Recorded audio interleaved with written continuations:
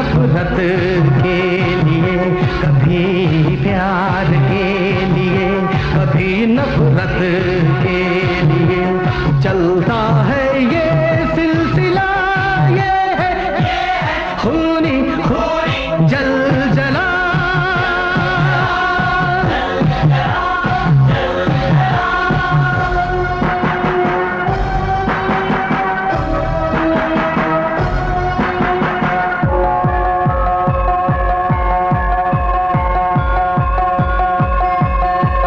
दिल में देखो सब दिखता है, समय कहानी खुद लिखता है। प्यार यहाँ दौलत के ढेर पे रोज सुबह तोता मिलता है। खून बहाए प्यास बुझाए, खून बहाए प्यास बुझाए, ऐसा है एक दिल जला, ये है खूनी जल जला।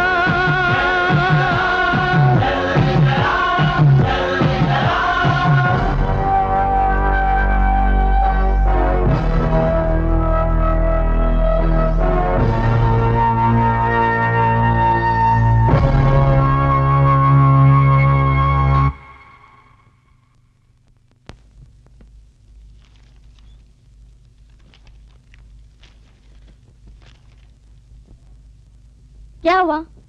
ये स्वाति अभी तक नहीं पहुंची। अब तक तो शाम भी हो चुकी है। मुझे बहुत चिंता हो रही है। ढूंढ रही होगी इस फार्म हाउस को। इन लोगों को कैंप लगाने के लिए और कोई जगह नहीं मिली, वो भी इस वीराने में। मुझे तो ऐसा लगता है जैसे ये कोई भूत बंगला हो। ना तो यहाँ कोई रेस्टोरेंट है और ना ही कोई डिस्को। तो बिल्कुल बोर हो गई हूँ। तुम्हें डिस्को और रेस्टोरेंट की पड़ी है और मुझे स्वाति की चिंता हो रही है। तुम लोग तो ऐसे परेशान हो रहे हो जैसे स्वाति कोई बच्ची हो। आ जाएगी कुछ देर में। इसमें परेशान होने की क्या बात है? तुम्हें मेरी परेशानी से परेशान होने की जरूरत नहीं। तुम अपना काम करो। चलो मीनू, यहाँ से चलते हैं। मेरा तो दम घुट रहा है।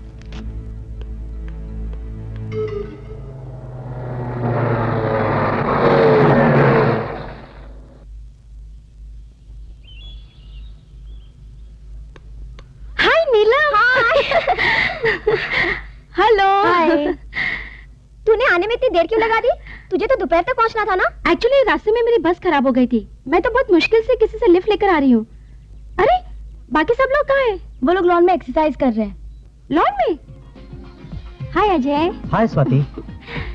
हाय हाय हाय तारा।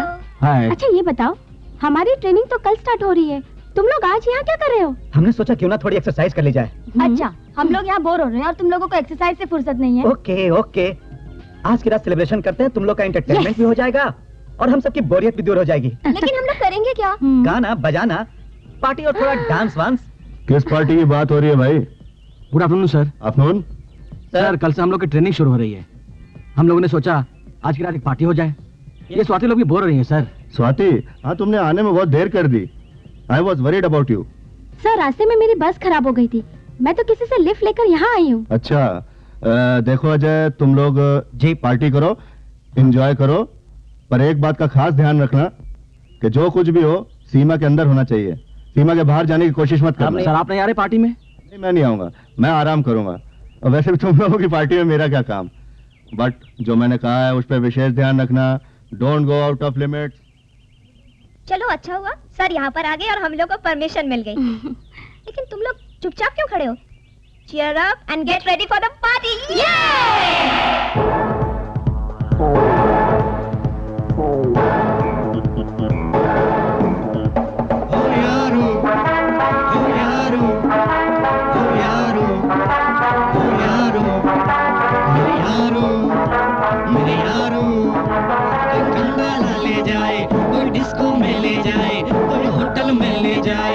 पिकनिक पर ले जाए। अरे मैं कहाँ जाऊँ यार, मुझे ये बताओ यार, अब तक मैं अकेला। मैं भी यही चाहूँ यार, मैं भी ऐसे घूम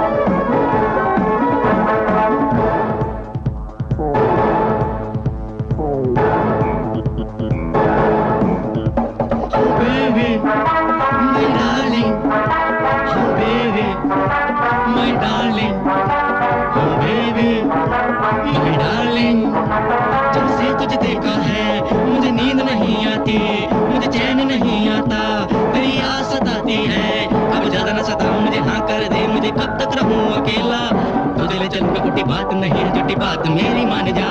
ओ darling I love you, oh darling I love you, oh darling I love you.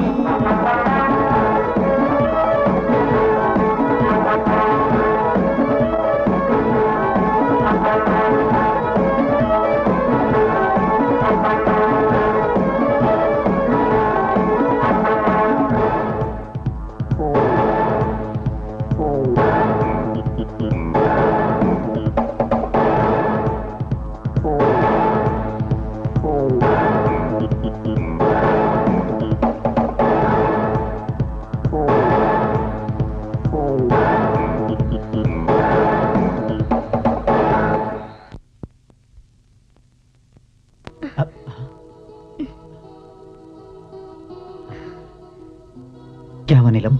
कुछ नहीं। क्या तुम्हें सब अच्छा नहीं लग रहा है नीलम? नहीं, वो बात नहीं, लेकिन ये सब ठीक नहीं। हमें शादी से पहले ये सब नहीं करना चाहिए। बस नीलम, अब इससे आगे कुछ मत कहना। तुम मेरी हो नीलम, तुम्हारा तन मन सब कुछ मेरा है। भूल जाओ सारी बातों को और मेरी बाहों में आ जाओ नीलम। दुनिया की कोई ताकत हम दोनों को जुदा नहीं कर सकती। दुनिया की कोई ताकत हमारी शादी को रोक नहीं पाएगी। नीलम, तुम जानती नहीं मैं तुम्हें कितना प्यार करता हूं। हम दो जिस्म जरूर है नीलम, मगर जान एक ही है। Oh Ajay, I love you. I love you.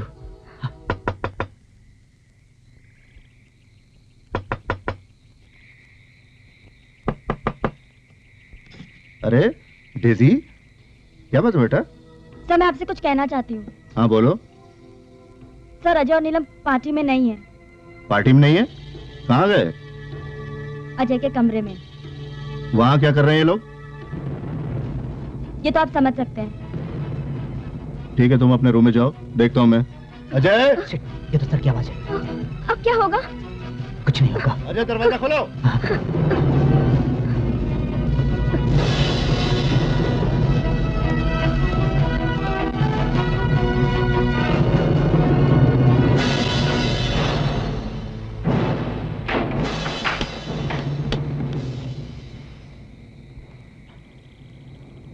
क्या हो रहा था ये?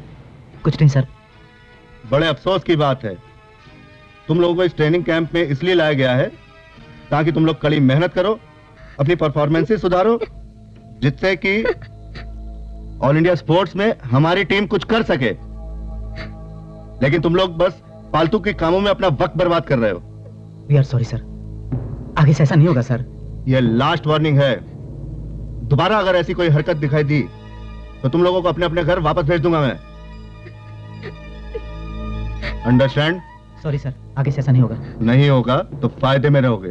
हाँ। आप चलिए अपने रूम में जाइए, और तुम सुबह 7 बजे ट्रेनिंग पे हाजिर हो जाना। जी सर।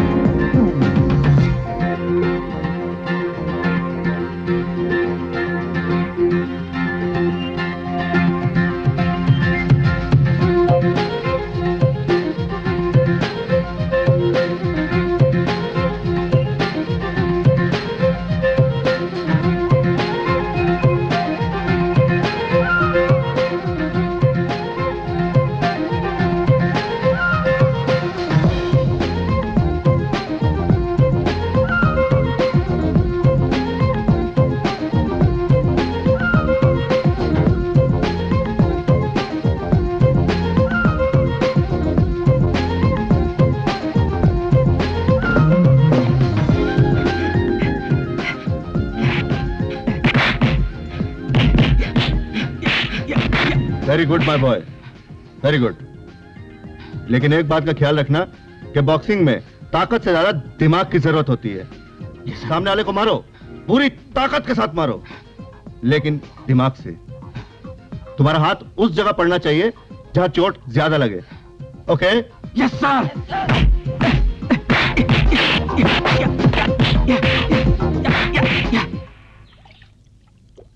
क्या सोच रही हो नीलम? आज तुम्हारा मन स्विमिंग में नहीं लग रहा है? कुछ नहीं। देखो नीलम, तुम्हारी प्रॉब्लम मैं समझ सकती हूँ, लेकिन जो कुछ हुआ है उसे भूल जाओ और अपना मन ट्रेनिंग में लगाओ। मेरा मन किसी चीज में नहीं लग रहा है। मैं कल रात की बात को मन से निकाल नहीं पा रही हूँ। मैं कैसे बताऊं स्वाति, मैं कितनी परेशान हूँ। नीलम, परेशान होने से कुछ नहीं होगा। हिम्मत से काम लो और अपने आप को संभालो। कैसे संभालूं अपने आप को? जानती हो, आज सुबह जब मैं जिम गई थी, सबके सब मेरी ओर देख रहे थे। ऐसा लग रहा था मन ही मन मेरा मजाक उड़ा रहे हो। उनकी चुभती हुई निगाहों को मैं कैसे बर्दाश्त करूं? कुछ समझ में नहीं आ रहा है। मन कर रहा है कि मैं आत्महत्या कर लूं। रो मत नीलम, चुप हो जाओ। सब ठीक हो जाएगा, सब ठीक हो जाएगा। मैंने कहा ना, सब ठीक हो जाएगा। नहीं, रोते नहीं, सब ठीक हो जाएगा। चुप हो जाओ।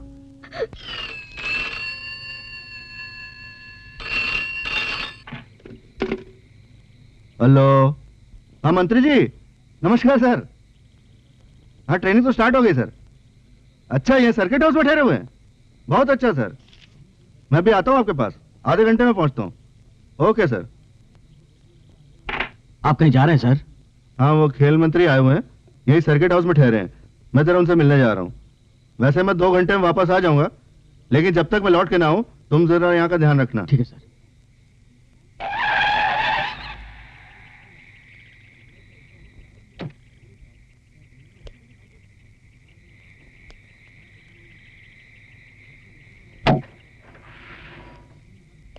सर, क्या मंत्री जी हमारे ट्रेनिंग कैंप के बारे में इंक्वायरी करने के लिए आए हैं? नहीं, वो रूटीन विजिट पे हैं। Excuse me. यस सर, मुझे डॉक्टर राहुल खन्ना कहते हैं। अच्छा। स्वाति यहाँ पर दिल्ली से आई हुई है, मुझे उनसे मिलना है। आप कैसे जानते हो उसको? आप वही राहुल हैं जिन्होंने कल स्वाति को यहाँ तक आने में लिफ्ट दी थी? जी बिल्कुल ठीक पहचाना आपने। सर, मुझे स्वाति ने के बारे में बताया था। ये वही है जिन्होंने कल स्वाति को यहाँ आने में मदद की थी। अच्छा, thank you very much. Thank you किस बात का? अरे आखिर स्वाति हमारी खिलाड़ी है, मैं टीम का कोच हूँ, और स्वाति की हेल्प अगर आपने की है तो कोच के नाते मेरा फर्ज बनता है आपको थैंक्स कहना, शुक्रिया अदा करना। तो आप इन लोग के कोच हैं? जी हाँ, खुराना कहते हैं मुझे। Nice to meet you sir. आपको कोई प्रॉब्लम तो नहीं मैं यहाँ से जाऊँ? जरूरी काम से जा रहा हूँ। अरे नहीं सर। इनको जरा स्वाति से मिलवा देना। जी, आइए।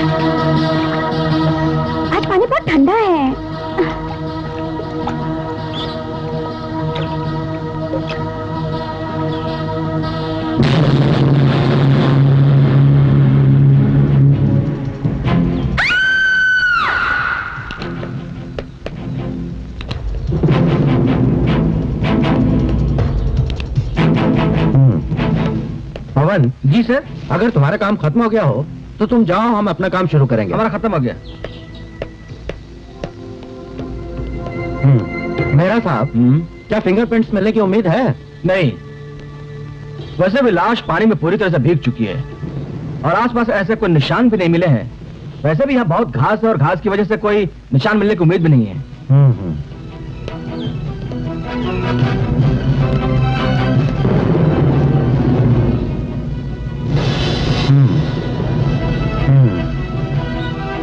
रमेश, लाश पर कोई चोट के निशान तो नजर आ नहीं रहे। हाँ सर, मुझे तो ऐसा लगता है कि ये केस आत्महत्या का है। रमेश, तुमने खिलाड़ियों से तो बातचीत की है, उसमें कोई खास बात सामने आई?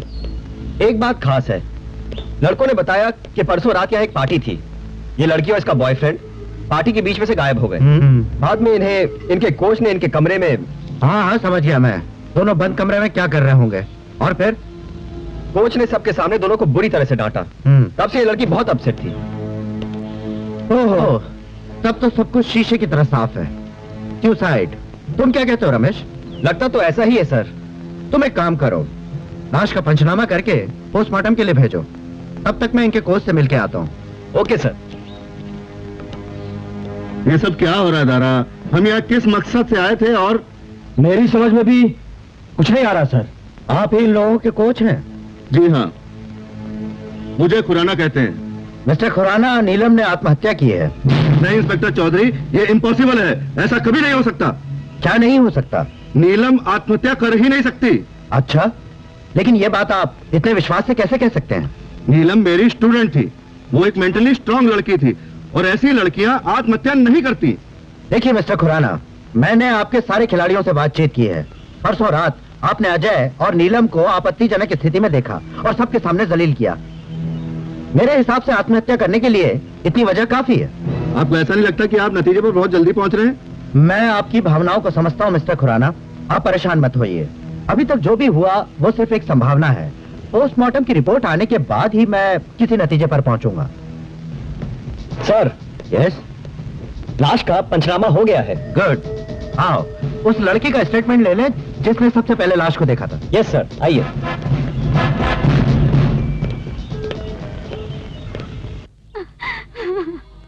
चुप हो जाओ स्वाति, मत रो। सर, इनका नाम स्वाति दीवान है।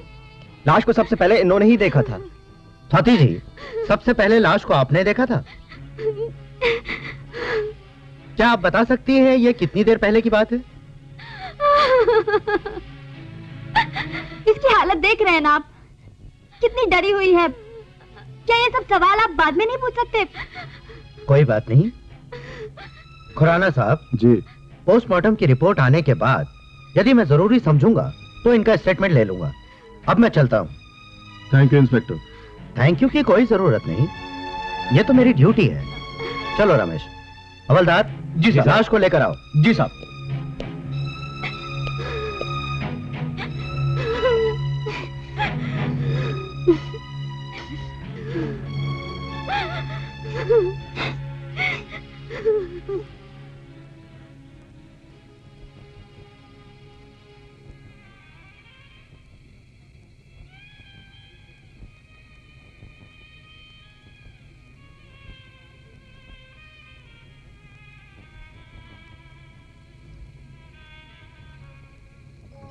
मुझे मालूम है तुम लोगों के मन में बहुत सारे सवाल उठ रहे होंगे कि नीलम ने अगर आत्महत्या की है तो उसका जिम्मेदार मैं हूं। लेकिन मुझे लगता है कहीं ना कहीं कुछ गड़बड़ है, क्योंकि नीलम जैसी स्ट्रांग विल पावर की लड़की यूं ही आत्महत्या नहीं कर सकती। मैं खेल मंत्रालय फोन करता हूं, उनको सारी स्थिति से अवगत कराता हूं और वही लोग कुछ इस समस्या का हल निकाल सकते हैं। सर, असलियत क्या है ये मैं नहीं जानता, लेकिन इस घटना से हम बहुत परेशान हैं। इसलिए हम चाहते हैं कि यह कैंप यहीं पर रोक दिया जाए और हमें हमारे घर पर जाने की परमिशन दे दी जाए। जाहिलों जैसी बातें मत करें आप। ये ट्रेनिंग कैंप सरकार का है, इसे बीच में रोक देना मेरे हाथ में नहीं है। इसकी रिपोर्ट खेल मंत्रालय भेजी जाएगी, वहीं से कोई डिसीजन आएगा। और आप लोग अपनी ट्रेनिंग पर ध्यान दें, इन फजूल की बातों पर ध्यान देना बंद करें। रही आप लोगों की जिम्मेदारी की बात, उसके लिए मैं हूं। But sir, no further discussions. अपने अपने रूम्स हो जाइए आप लोग।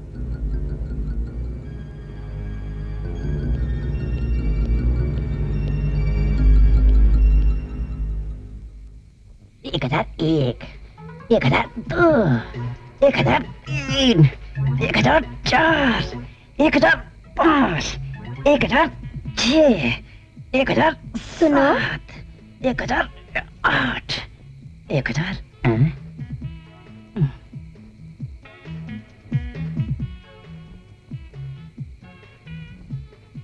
कौन है आप? मैं परी हूँ।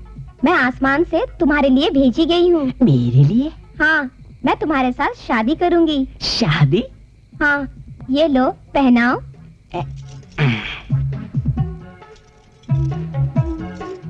आप चले। ना ना ना ना ना बैठो बैठो।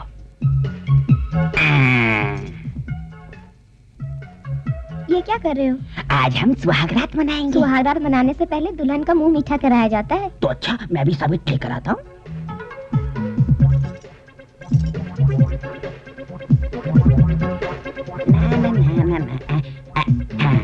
हम अपनी दुल्हनिया को बर्फी खिलाएंगे।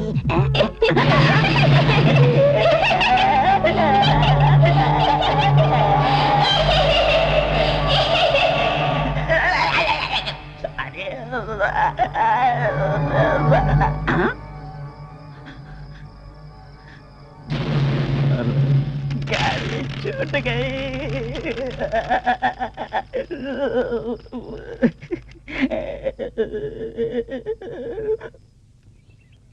मुझे सब कुछ पता चल गया है। सुनकर बहुत अफसोस हुआ, लेकिन ये सब हुआ कैसे? आप तो कह रहे थे कि वो आपकी फ्रेंड थी, फिर आपको जरा भी इस बात का एहसास नहीं हुआ कि वो ऐसा भी कर सकती है? मुझे कुछ समझ में नहीं आ रहा है, ये सब क्या हो रहा है। I can't say anything. नीलम मेरे बचपन की सहेली थी। मुझे यकीन नहीं हो रहा है कि वो अब इस दुनिया में नहीं है। सब ठीक हो जाएगा स्वाति जी, आप परेशान मत होइए। राहुल, मुझे देर हो रही है, प्लीज मुझे फार्म हाउस तक छोड़ दो। आइए, छोड़ देता हूं।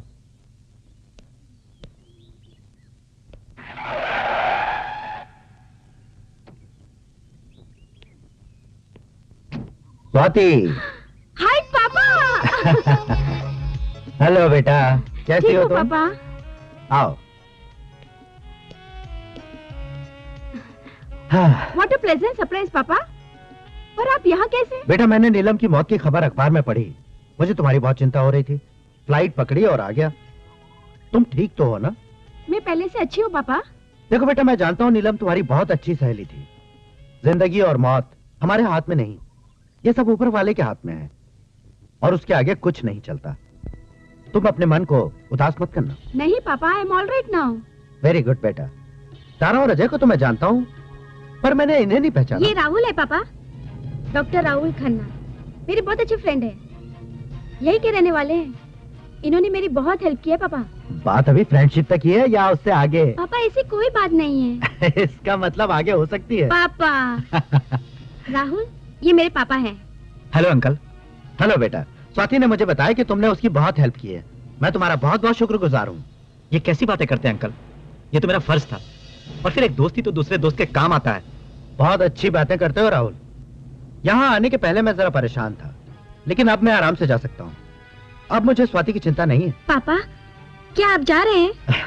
तुम तो जानती वहाँ मुझे कितना काम है, मेरा जाना बहुत जरूरी है।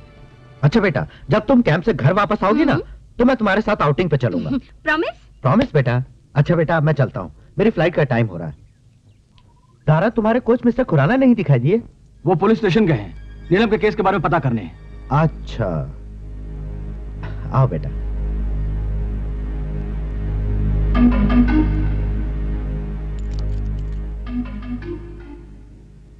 जय हिंद सर।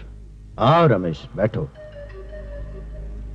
सर, वो महिमा फार्म हाउस में जो स्विमिंग पूल में लाश मिली थी, उसकी पोस्टमार्टम रिपोर्ट आ गई है। अच्छा।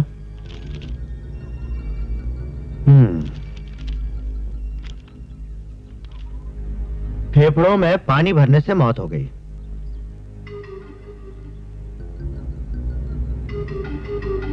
रिपोर्ट से साफ जाहिर है कि लड़की ने आत्महत्या की है। तुम्हारा क्या ख्याल है रमेश? हो सकता है सर। तुमने मुझे बताया था कि कोच ने उस लड़की को अकेले कमरे में उसके बॉयफ्रेंड के साथ पकड़ा था। Yes sir. असल में हुआ यह होगा कि ये दोनों अकेले कमरे में टेबल टेनिस तो खेल नहीं रहे। जाहिर सी बात है। कोच ने जब उन्हें पकड़ा होगा तो लड़की के कपड़े तो जरूर अस्त व्यस्त रहे होंगे। उसके बाद कोच ने सबके सामने उन्हें डांटा। लड़के तो इस मामले में बेशर्म होते ही हैं। लड़की से यह चीज बर्दाश्त नहीं हुई, इसलिए उसने स्विमिंग पूल में कूद के आत्महत्या कर ली। पर सर, उनका कोच कह रहा था कि वो लड़की आत्महत्या कर ही नहीं सकती। उसके कहने से क्या होता है? इंस्पेक्टर मैं हूं या वो? खैर ये बात छोड़ो। जैसा मैंने कहा, इस केस की रिपोर्ट तैयार करके इस फाइल को बंद कर दो। Okay sir. साहब, कोई मिस्टर खुराना आपसे मिलना चाहते हैं। खुराना? उन्हें अंदर भेज दो। जी साहब। सर, शायद केस के बारे में पूछने आया है। नमस्कार चौधरी साहब। खुराना साहब आइए।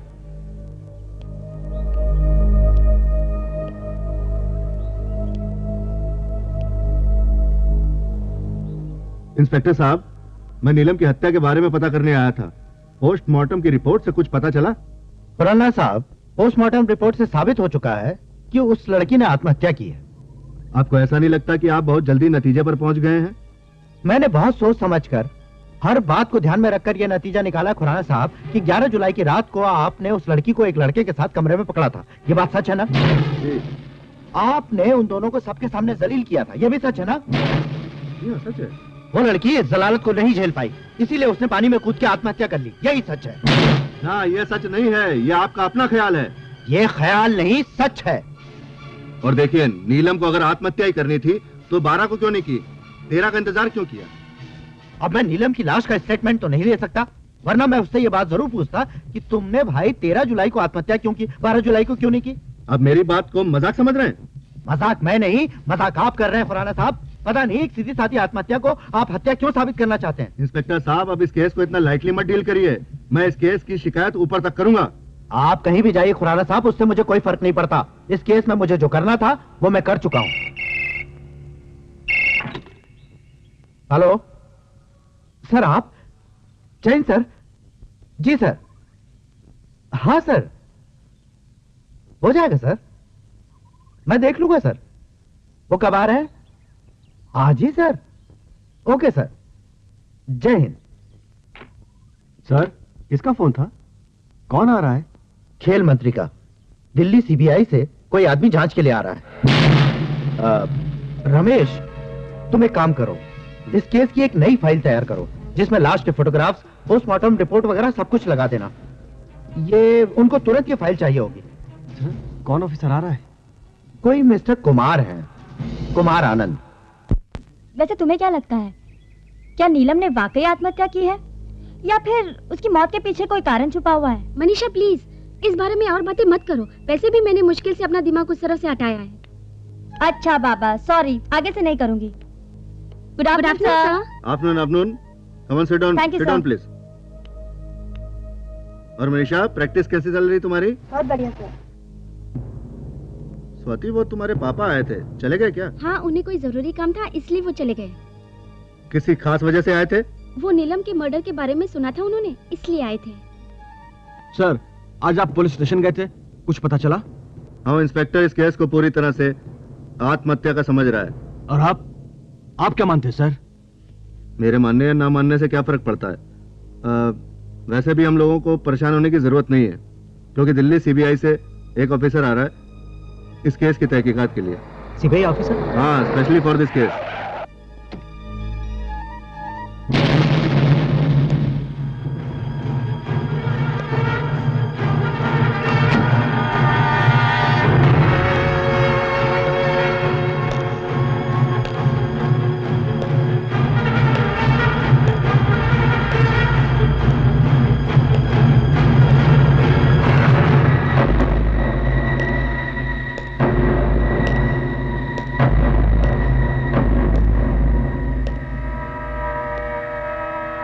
यस, मुझे कुमार कहते हैं, Kumar Anand, CBI officer. Hello, please to meet you mister Kumar. हम लोग अभी आप ही के बारे में बातचीत कर रहे थे। कब आए आप दिल्ली से? बस अभी सीधा यहीं चला आ रहा हूँ। आप मिस्टर खुराना है ना, इन लोगों के कोच? हाँ, लेकिन आपने कैसे जाना? इसमें हैरानी की क्या बात है? मुझे तो ये भी पता है कि यह है दारा और ये है अजय, दोनों वेट लिफ्टिंग के चैंपियन हैं। और ये है मनीषा, बहुत अच्छी एथलीट। और ये है 3 बार की नेशनल चैंपियन स्विमर स्वाति दीवान। मुझे यहाँ आने से पहले सभी जरूरी चीजों की इंफॉर्मेशन दे दी गई थी। डोंट वरी, अब काम की बात की जाए। कुमार साहब, आप अभी अभी तो आए हैं, थोड़ा रेस्ट कर लीजिए। रेस्ट? खुराना साहब, हम सीबीआई वालों को रेस्ट करने की आदत नहीं होती। ये बताइए, लाश को सबसे पहले किसने देखा था? स्वाति ने। स्वाति जी, मैं आपके साथ आपके कमरे में चाय पीना पसंद करूंगा। Of course. खुराना साहब, अगर आपकी इजाजत हो तो। Yes, why not. आइए।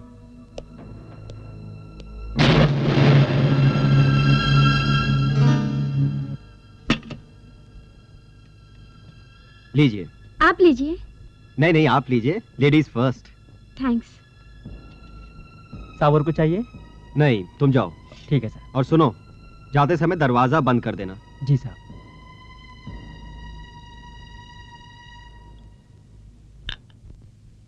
हाँ तो स्वाति जी, अब बताइए, उस दिन क्या हुआ था?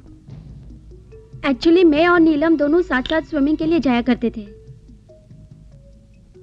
ये नीलम उसी लड़की का नाम है जिसकी लाश मिली थी? जी हाँ। मैं रोज की तरह जब उसे स्विमिंग के लिए बुलाने गई तो उसका कमरा अंदर से बंद था। अंदर से या बाहर से? इस और मैंने कभी ध्यान नहीं दिया।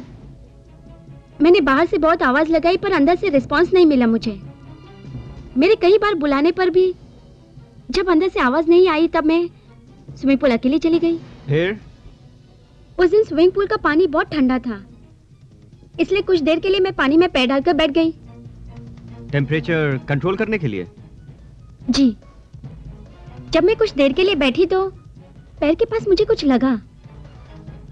जब मैंने ध्यान से देखा तो अंदर नीलम की लाश पड़ी थी और डर के मारे मैं चीख उठी। और फिर आपकी आवाज सुनकर सब लोग आ गए? जी। स्वाति जी, जब आप नीलम के कमरे पर पहुंची उस समय नीलम अपने कमरे में नहीं थी। इसका मतलब वो अकेले ही स्विमिंग करने चली गई थी। पर आप तो कह रही थी कि आप दोनों साथ साथ स्विमिंग करने जाती थी। हाँ, पर उस दिन कुछ वो अपसेट थी, इसलिए मुझे लगा कि हो सकता है कि वो स्विमिंग पूल अकेली चली गई हो। वो अपसेट थी? किस बात से? जी वो देखिए स्वाति जी, मुझे मालूम है कि आप और नीलम बचपन की सहेली थी। आपने और नीलम ने स्विमिंग करियर साथ ही साथ शुरू किया था। अगर आप दिल से चाहती हैं कि इस रहस्य पे से पर्दा उठ जाए कि उसकी मौत कैसे हुई, तो मुझे सब कुछ सच सच बताइए। एक्चुअली उसकी मौत के एक दिन पहले सर ने उसे अजय के साथ उसके कमरे में देख लिया था। इस बात से वो बहुत अपसेट थी। वो तो यहाँ तक कह रही थी मुझसे कि वो आत्महत्या कर लेगी। उसने आपसे कहा था कि वो आत्महत्या कर लेगी? जी हाँ। ओके, थैंक्स स्वाति जी, आपकी चाय के लिए भी और आपने मुझे जो कुछ बताया उसके लिए भी। आइए चलते हैं। खुराना साहब, मेरा काम हो गया, अब मैं चलता हूं। आइए, आपको गाड़ी तक छोड़ देता हूं। कुमार साहब, आपको क्या लगता है यह आत्महत्या का केस है? मैं अभी कुछ कह नहीं सकता। मैं यहां से सीधा पुलिस स्टेशन जा रहा हूं। इस केस की फाइल देखने के बाद ही मैं कुछ बता सकूंगा। कुमार साहब, एक रिक्वेस्ट थी आपसे। क्या? इस केस को जितनी जल्दी हो सके सॉल्व कर दीजिए प्लीज। मेरे सारे खिलाड़ी बहुत अपसेट हैं और हमें ट्रेनिंग में बड़ी दिक्कत आ रही है। मैं इसी दिक्कत को दूर करने के लिए आया हूं। आप निश्चिंत रहिए, जब मैं यहां आ ही गया हूं तो ये केस भी सॉल्व हो ही जाएगा। Thank you very much Kumar साहब। It's okay.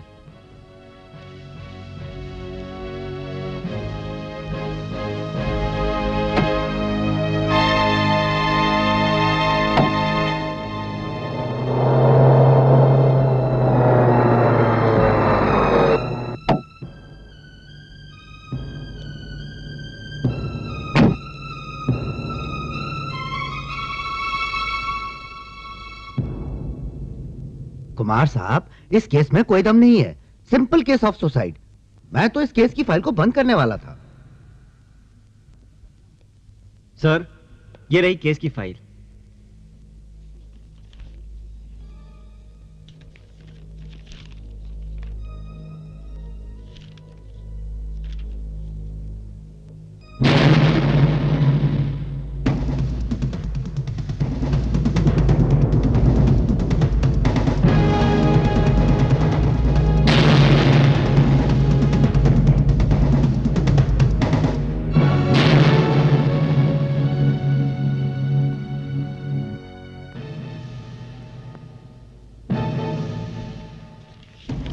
सर, पोस्टमार्टम की रिपोर्ट से बिल्कुल साफ है, लड़की ने आत्महत्या की थी। फेफड़ों में पानी भर गया था। जी। इंस्पेक्टर चौधरी जी, आपने रिपोर्ट पूरी ध्यान से पढ़ी है? हाँ सर। एक एक लाइन? अब एक एक लाइन तो हमने नहीं पढ़ी थी, पर काम की सारी बातें हमने पढ़ ली थी। पर बात क्या है सर? इंस्पेक्टर चौधरी, क्योंकि आपने पहले से ही मन बना लिया था कि ये केस आत्महत्या का हो सकता है, इसलिए आपने अपने मतलब की तो सारी बातें पढ़ी, पर आपने एक बात नहीं देखी। वो क्या सर? इंस्पेक्टर चौधरी, इस रिपोर्ट के आखिरी पैराग्राफ में लिखा है कि लाश के गर्दन पर एक बारीक निशान था। क्या आपने उस बात पर गौर किया? सॉरी सर, वो... इंस्पेक्टर चौधरी, मैं उस डॉक्टर से मिलना चाहूंगा जिसने लाश का पोस्टमार्टम किया था। Okay sir. रमेश, गाड़ी निकलवाओ, हमें डॉक्टर राहुल खन्ना के पास चलना है।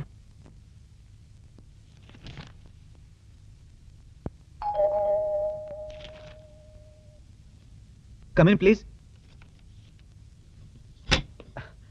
हेलो डॉक्टर साहब। अरे चौधरी साहब, आइए। आइए सर, आइए, बैठिए बैठिए। डॉक्टर राहुल, इनसे मिलिए। ये दिल्ली सीबीआई से आए हैं। वो महिमा फार्म हाउस में जो लड़की ने आत्महत्या की थी, उस केस की जांच के लिए। Hello, I am Rahul Khanna. मुझे कुमार कहते हैं, कुमार आनंद। डॉक्टर राहुल, नीलम की लाश का पोस्टमार्टम आपने किया था? मेरे ख्याल से पोस्टमार्टम की उस रिपोर्ट के बारे में आप मुझसे पूछताछ करने आए हैं। बिल्कुल ठीक फरमाया आपने। पोस्टमार्टम रिपोर्ट वैसे तो सीधी सादी है, बस एक बात मुझे खटक रही है। पोस्टमार्टम रिपोर्ट के आखिरी पैराग्राफ में आपने लिखा है कि लाश की गर्दन पर एक बारीक सा निशान था। वो निशान किस चीज का हो सकता है? कुमार साहब, उस निशान को लेकर मैं भी काफी परेशान हूं। कुछ अजीब सा निशान था, जैसे हम लोग हाथ में घड़ी पहनते हैं तो एक हल्का सा निशान पड़ जाता है, काफी कुछ वैसा ही। या फिर किसी पतली रस्सी या किसी डोरी से गले को दबाया जाए वैसा? इसकी संभावना से भी इनकार नहीं किया जा सकता, लेकिन काम अगर काफी होशियारी से किया गया हो तो, क्योंकि डोरी या रस्सी से गला दबने से काफी गहरा निशान बन जाता है, और ये निशान कुछ उतना गहरा नहीं था। डॉक्टर, आपने लाश का पोस्टमार्टम किया है, क्या इस तरह की कोई भी चीज आपने नहीं देखी जिससे यह लगे कि पहले तो लड़की का गला किसी पतली रस्सी से दबा दिया हो और फिर लाश को पानी में डाल दिया गया हो, जिससे यह लगे कि यह आत्महत्या का केस है? कुमार साहब, गला घोट के मारने से या फिर पानी में डूब के मरने से, उन दोनों ही हालातों में लाश पर जो असर पाया जाता है, उन दोनों में काफी समानता होती है। इसलिए एकदम से तो यह नहीं कहा जा सकता कि उस लड़की की मौत गला घोट के की गई है, लेकिन यह भी सच है कि इसकी संभावना से इनकार भी नहीं किया जा सकता। एक बात और डॉक्टर राहुल, जिसकी तरफ आप लोगों में से किसी का ध्यान नहीं गया, वो लड़की एक बहुत अच्छी तैराक थी। अगर उसे आत्महत्या ही करनी थी तो वो किसी और भी तरीके से कर सकती थी। जहर खा सकती थी, कहीं से कूदकर अपनी जान दे सकती थी। आखिर उसने पानी में कूदकर आत्महत्या करने की बात क्यों सोची? सर, इस ओर तो मेरा ध्यान गया था। लेकिन तुमने ये बात मुझे पहले क्यों नहीं बताई? वो सर, आप जो कह रहे हैं सच हो सकता है, लेकिन सर, जब तक कोई सबूत हमें नहीं मिलता तब तक ये बात कहां से साबित होती है कि उस लड़की का मर्डर हुआ है? सबूत भी मिलेगा। अगर ये कत्ल का केस है तो कातिल चाहे जितना भी चालाक क्यों ना हो, उसने कोई ना कोई सबूत जरूर छोड़ा होगा। लेकिन सर, वो सबूत हमें कहां मिलेगा? जहां पर यह घटना हुई, मौकाए वारदात से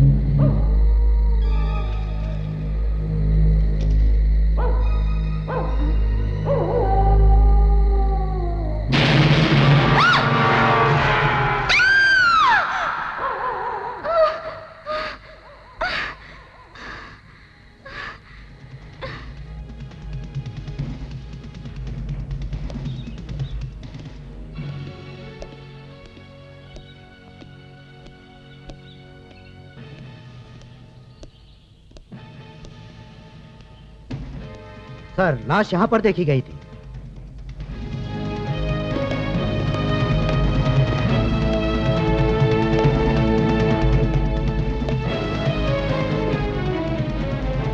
सबूत भी हमें यहीं कहीं मिलेगा। इंस्पेक्टर चौधरी। जी सर। आप उस तरफ देखिए। डॉक्टर राहुल, आप मेरे साथ आइए। आओ।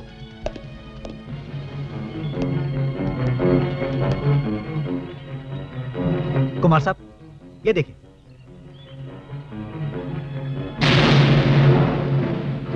ये निशान तो ऐसा है जैसे किसी भारी चीज को घसीटा गया हो।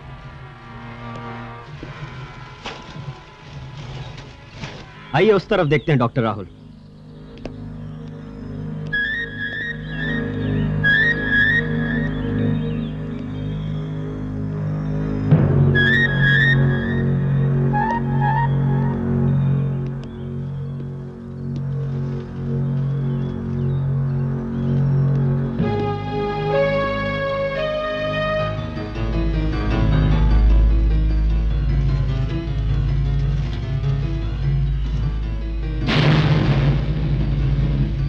कुमार साहब। यस। ये बुंदा।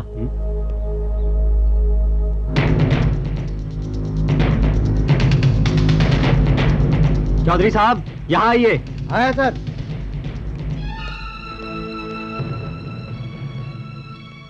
ये रहा सबूत, और अब सब कुछ साफ साफ सामने है। वो लड़की फार्म हाउस से निकलकर आ रही थी। उसे नहीं मालूम था कि मौत झाड़ियों के पीछे उसका इंतजार कर रही है। जैसे ही वो यहां पर पहुंची, कातिल ने उसे दबोच लिया और झाड़ियों के पीछे ले गया, जहां छीना झपटी में उस लड़की के कान का बूंदा गिर गया, और फिर उसने किसी पतली रस्सी से उसका गला घोंट दिया। उसके बाद लाश को खींचकर पानी में डाल दिया। क्यों इंस्पेक्टर चौधरी, ठीक है ना? Yes sir. यह कत्ल का केस है इंस्पेक्टर चौधरी। उस लड़की को बड़ी ही बेरहमी से मार दिया गया। पर सर, कातिल कौन हो सकता है? जब कत्ल हुआ है तो कातिल भी कहीं ना कहीं जरूर होगा। उसके हाथ चाहे जितने लंबे क्यों ना हो, कानून से लंबे नहीं हो सकते। वो कानून के हाथों से बच नहीं सकता। अगर वो 7 पर्दों के अंदर भी छुप जाए, तब भी हम उसे ढूंढ निकालेंगे।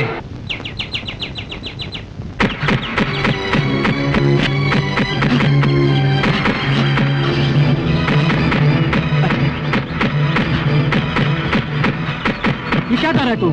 पागल हो गया क्या? पागल हो गया हूं। देखो, इस समय मेरा दिमाग खराब है। तुम जाओ यहाँ से, मुझे अकेला छोड़ दो। देखो अजय, परेशान मैं भी हूँ, लेकिन तुम जो कर रहे हो उससे तुम्हारा हाथ कुछ नहीं लगेगा। हमें ठंडे दिमाग से सोचना चाहिए। क्या सोचना चाहिए? यहाँ हम सब लोगों के होते हुए मेरी नीलम का किसी ने खून कर दिया, बड़ी बेरहमी से उसका गला घोंट दिया। हम सब लोग कुछ नहीं कर सके, उल्टा आज तक यही सोचते रहे कि उसने आत्महत्या की है। लेकिन उसने आत्महत्या नहीं की थी, उसका कत्ल किया गया था। उसका कातिल आज भी खुली हवा में घूम रहा है, और हम सब उसकी मौत का शौक मना रहे हैं। लेकिन अब मैं उसकी मौत का शौक नहीं मनाऊंगा। अब मेरे जीवन का एक ही मकसद होगा, उस कातिल को ढूंढना और उसे ऐसी मौत देना जिसे देखकर मौत भी कांप उठे।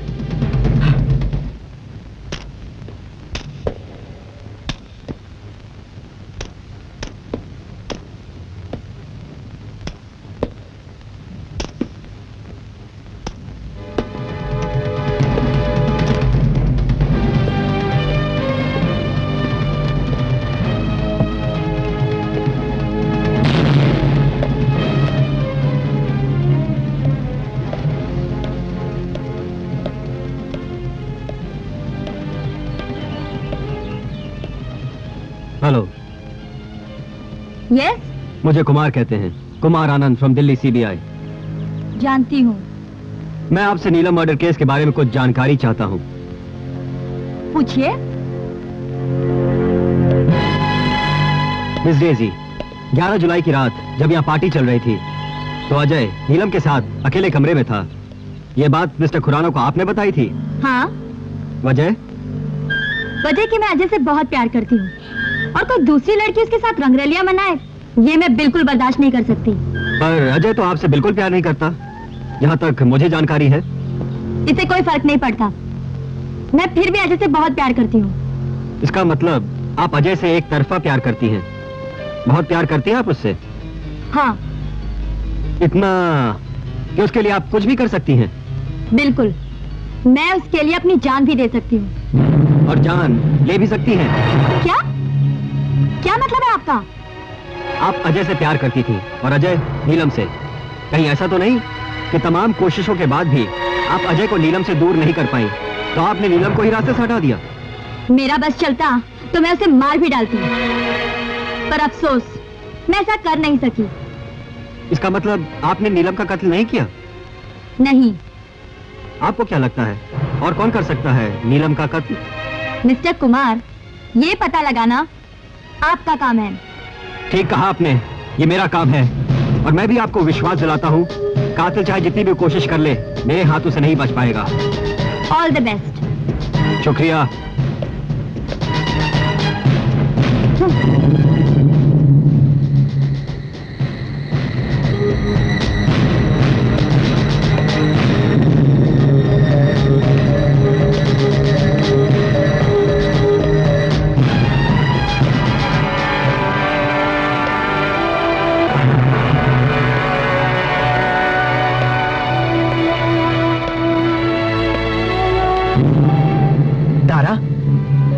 यहाँ अकेले क्यों बैठे हो? अकेला तो मुझे मेरी किस्मत नहीं कर दिया दारा। मतलब क्या मैं तुम्हारे लिए कुछ भी नहीं हूं? मेरी दोस्ती तुम्हारे लिए कुछ भी नहीं है? मैं तुम्हारे दुख को जानता हूं अजय, लेकिन नीला मर चुकी है ना, ये एक सच्चाई है और तुम्हें इसी सच्चाई के साथ जीना है।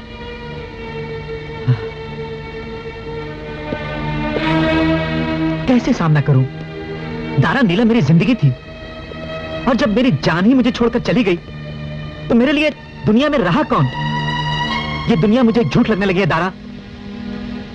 तुम भूल गए हो अजय, तुम्हारी जिंदगी का एक सच और भी है और वो है तुम्हारा गेम, तुम्हारा करियर। खुद नीलम ये चाहती थी कि तुम गोल्ड मेडल जीतो। तुम अपनी जिंदगी से ऐसे निराश हो जाओगे तो नीलम की इच्छा को कौन पूरा करेगा? मैं क्या करूं दारा, मेरी समझ में कुछ नहीं आ रहा है। नीलम के बिना मेरा जीना बहुत मुश्किल है, बहुत मुश्किल है दारा, बहुत मुश्किल है। अजय, इन आंसुओं को अपनी ताकत बनाओ और नीलम की इच्छा को पूरा करो। तुमने कसम खाई है नीलम का कातिल को ढूंढने की, मैं भी तुम्हारे साथ हूं। हम दोनों मिलकर कातिल को उसका अंजाम देंगे।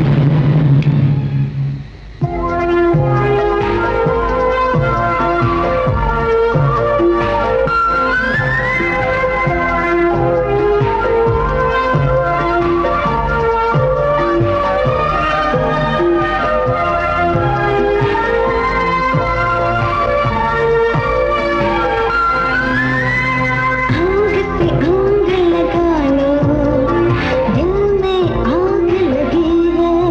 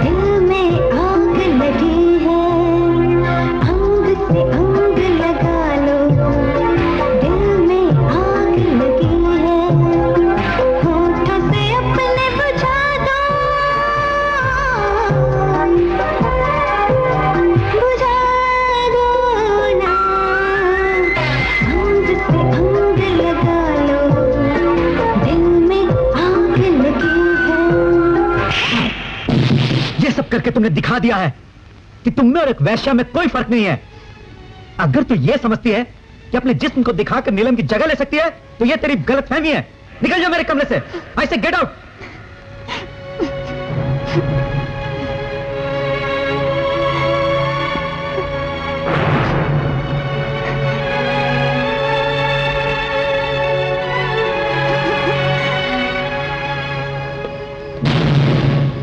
हट जाओ मेरे रास्ते से। क्यों? उसका थप्पड़ खाकर भी तुझे अकल नहीं आई जो मुझे रास्ते से हटने के लिए कह रही हो? क्या बकते हो? मैं बक नहीं रहा हूं। उस अजय में ऐसा क्या है जिसके पीछे भाग रही हो? ये खूबसूरत गाल थप्पड़ खाने के लिए नहीं है। मेरी तरफ देखो, मुझ में क्या कमी है? मैं तुम्हारे सारे अरमान पूरे कर दूंगा।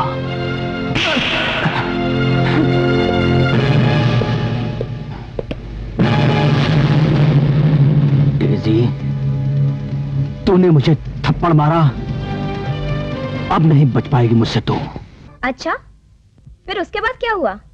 उसके बाद तो वो मेरा रास्ता रोक के ही खड़ा हो गया।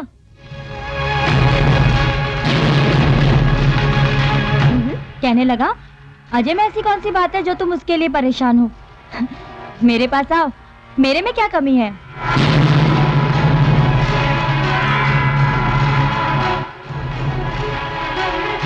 तुम्हारे तो हाथ पांव ही ढीले पड़ गए होंगे। अरे क्या बात करती हो, मैंने तो उसके गाल पर ऐसा हाथ जमाया कि उसके होश ठिकाने लग गए। तुम्हारी जगह मैं होती तो पता नहीं मेरा क्या होता। अरे मैं ऐसे जिम्मी विम्मी से नहीं डरती, पता है? ऐसे न जाने कितने लड़कों को मैंने ठीक किया है।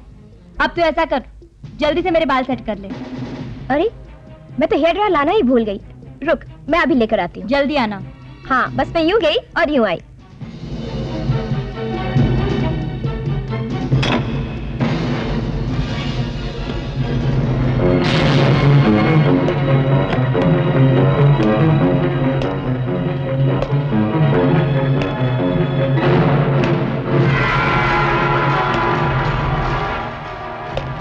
अरे बड़ी जल्दी आ गई तू।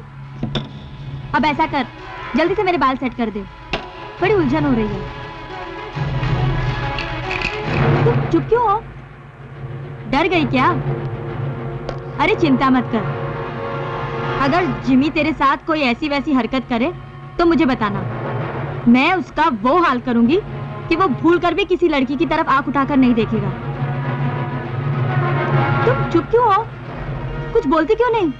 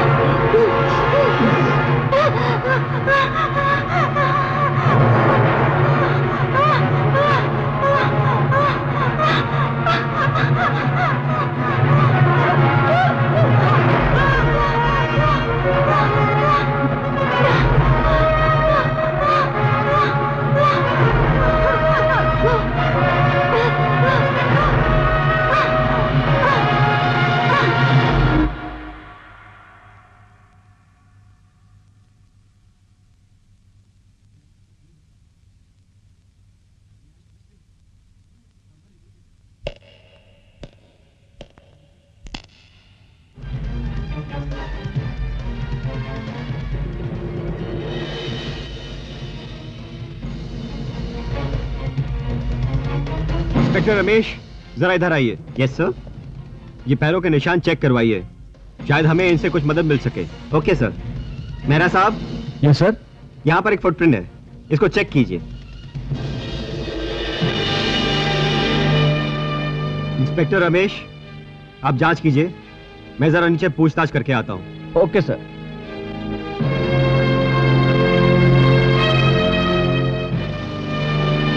ये खून भी ठीक उसी तरह से हुआ जिस तरह से पहला खून हुआ था। इसका मतलब खूनी एक ही है। बस एक बात मुझे बार बार परेशान कर रही है कि खून करने के पीछे खूनी का कोई ना कोई मकसद जरूर होता है, पर एक एक करके इन खिलाड़ियों का खून करने के पीछे किसी का क्या मकसद हो सकता है?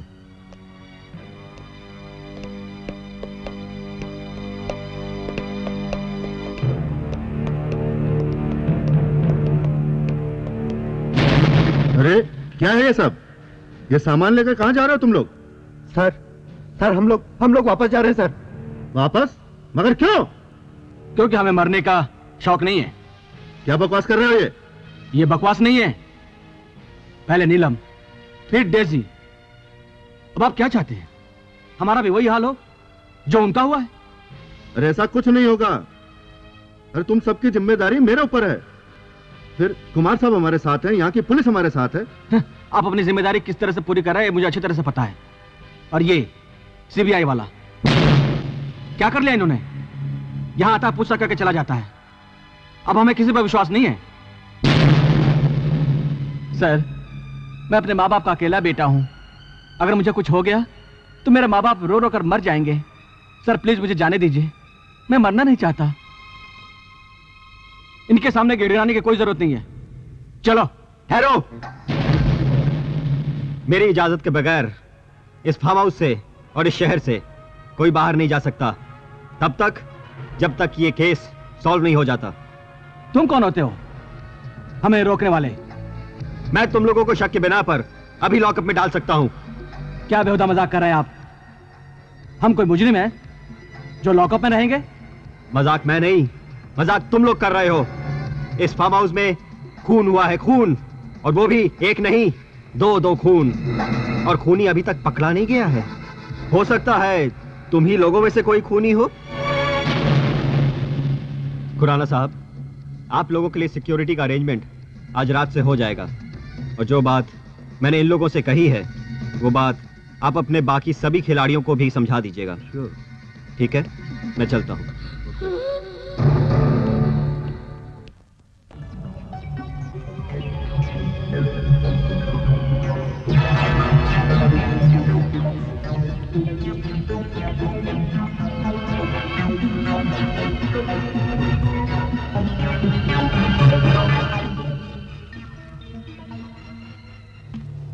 सर, ये खूनी बहुत चालाक मालूम होता है। उसने ना तो कोई फिंगरप्रिंट्स छोड़े हैं और ना ही कोई सबूत जिससे कि हम उस तक पहुंच सकें।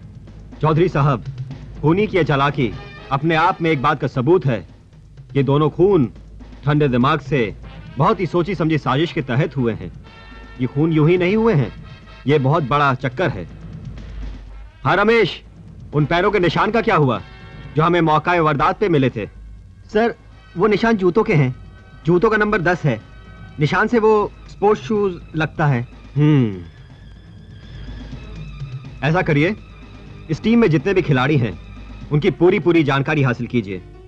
उनकी पिछली जिंदगी, उनका बैकग्राउंड, और क्या इनमें से किसी का कोई पुलिस रिकॉर्ड है, ये सब पता करवाइए। Okay sir. हेलो। हाँ जी, है सर, आपका फोन है। Hello, Kumar speaking. कुमार साहब, मैं आपको डेजी के खून के बारे में कुछ बताना चाहती हूँ। हाँ बताइए। फोन पर नहीं, आप मुझे 15 मिनट बाद फार्म हाउस के पीछे वाले सड़क पर मिलिए। ओके, मैं पहुंच रहा हूँ। हाँ, एक बात और सुनिए, आप वहाँ अकेले पहुँचेंगे, पुलिस के साथ नहीं। Okay, I will be right there. मैं एक जरूरी काम से जा रहा हूँ इंस्पेक्टर चौधरी। आप ये रिपोर्ट तैयार करवाइए। मुझे ये रिपोर्ट जल्द से जल्द चाहिए। ठीक है सर।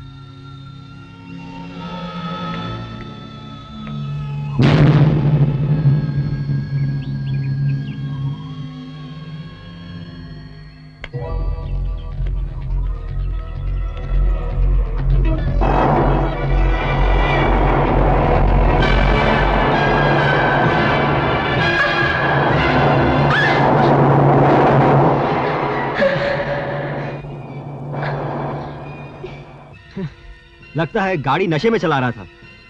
आप ठीक है ना? हाँ, I am okay. Thank you Kumar साहब। वैसे आप तो मिस्टर खुराना की टीम में है ना? जी। आप ही ने फोन किया था? जी हाँ। डेजी के खून के बारे में आप क्या जानती हैं? कुमार साहब, जिस दिन डेजी का खून हुआ उससे कुछ देर पहले मैं उसके साथ थी। डेजी ने मुझे बताया था उसका एक दिन पहले जिम्मी के साथ झगड़ा हुआ था। झगड़े की वजह? जिम्मी ने रात में डेजी को अकेला पाकर उससे बदतमीजी करने की कोशिश की थी और डेजी उसे थप्पड़ मारकर वहां से चली गई। तो इसमें खास बात क्या है और इसका डेजी के खून से क्या संबंध हो सकता है? चलते चलते जिम्मी ने डेजी से कहा था, मैं तुझे देख लूंगा, अब तू नहीं बचेगी। जिम्मी। या अब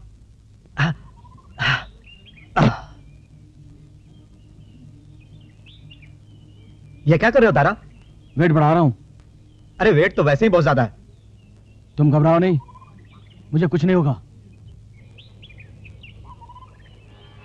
रहने दे दारा, चोट लग जाएगी। तू बीच में क्यों बोल रहा है? उसे कोशिश करने दे भाई। कमान दारा कमान, इतना वेट तो कोई बच्चा भी उठा सकता है।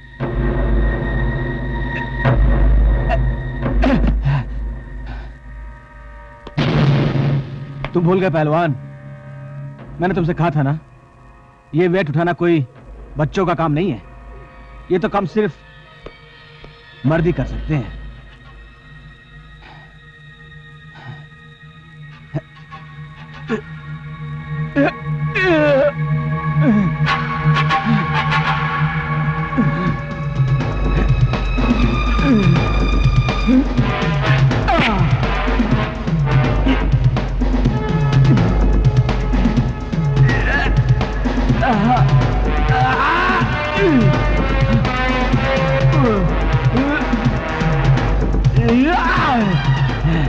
I'm proud of you.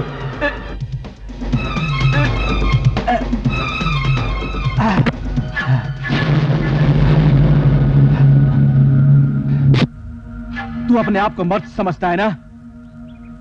आज मैं भी तेरी मर्दानगी देखना चाहता हूं। क्या कर रहे हो तुम लोग? क्या कर रहे हो? सर यहां पर दादागिरी कर रहा है। नहीं सर, ये झूठ बोलता है। हम सब चुपचाप अपनी प्रैक्टिस कर रहे थे, ये हमारे पास आया और दारा को लड़ने के लिए उकसाया इसने। तुम्हारी पहले भी कंप्लेंट आ चुकी है मेरे पास। आखिरी कंप्लेंट समझकर माफ कर रहा हूं तुम्हें मैं। दोबारा ऐसी गलती की तो ऐसी रिपोर्ट बनाकर भेजूंगा कि पूरा कैरियर चौपट कर दूंगा। और याद रखना इसको, ये आखिरी वार्निंग है तुम्हें। तुम लोग काम करो अपना अपना।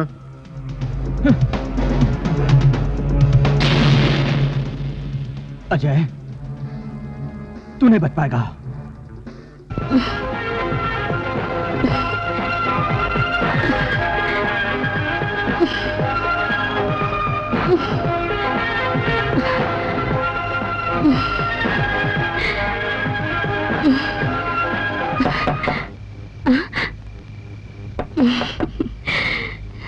कौन है? स्वाति, दरवाजा खोलो, मैं हूँ मनीषा।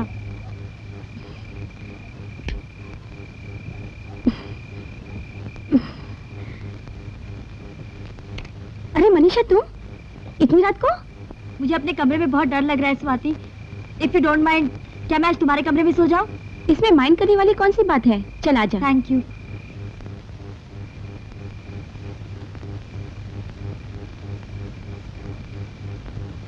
पता नहीं ये सब क्या हो रहा है स्वाति।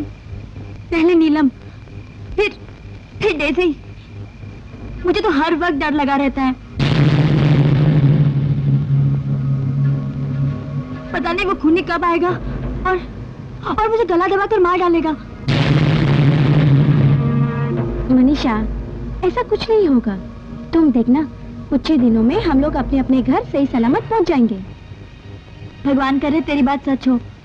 चल, अब रात बहुत हो चुकी है, सो जा।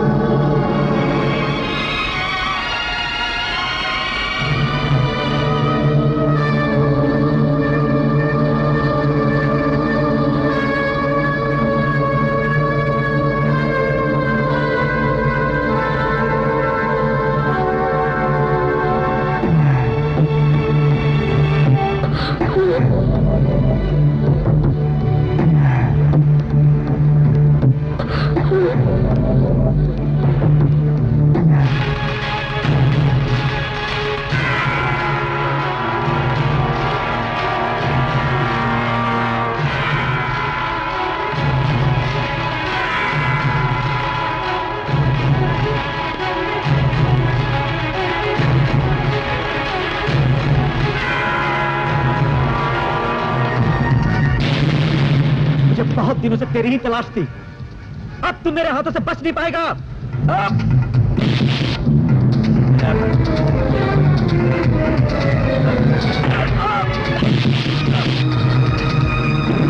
बहुत दर्द हो रहा ना? कमीने उस दिन नीलम को भी बहुत दर्द हुआ होगा जिस दिन तूने उसका गला दबाया था।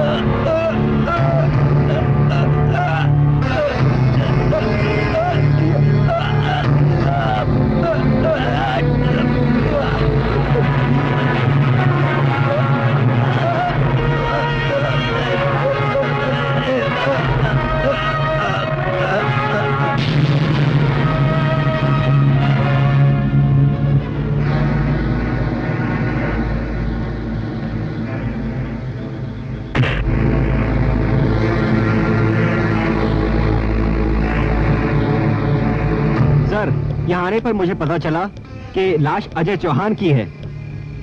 यहाँ पर जिस लड़की का मर्डर सबसे पहले हुआ था ये उसका बॉयफ्रेंड था।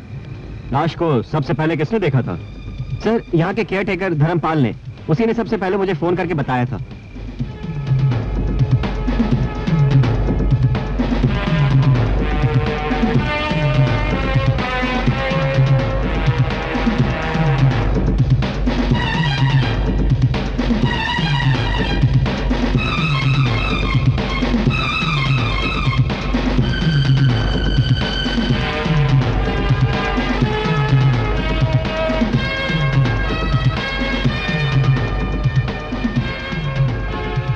ये देख रहे हैं मिस्टर कुमार, इसके गले पर वैसा ही निशान है।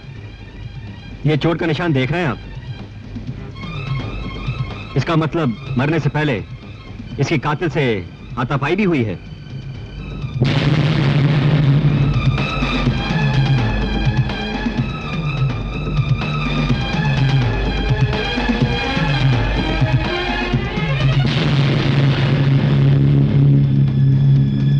इंस्पेक्टर रमेश, लाश का पंचनामा करके पोस्टमार्टम के लिए भिजवा दीजिए। Okay sir.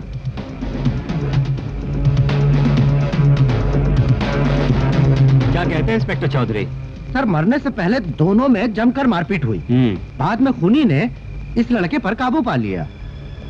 इसका मतलब ये हुआ मिस्टर कुमार, ये खूनी चालाक ही नहीं, काफी ताकतवर भी है। बिल्कुल ठीक कहा आप लोगों ने। कुमार साहब, पहले मैं इन लड़कों को इजाजत नहीं देना चाहता था।